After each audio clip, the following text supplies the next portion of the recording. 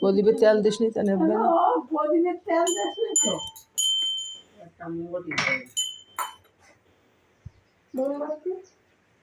মোমবাতি ধরা দেবে না। আর কোনো ব্যাপার নাই, ধরাও না, তেল লাগবে ঢালো, তেল ঢালিও জ্বলবে নাকি?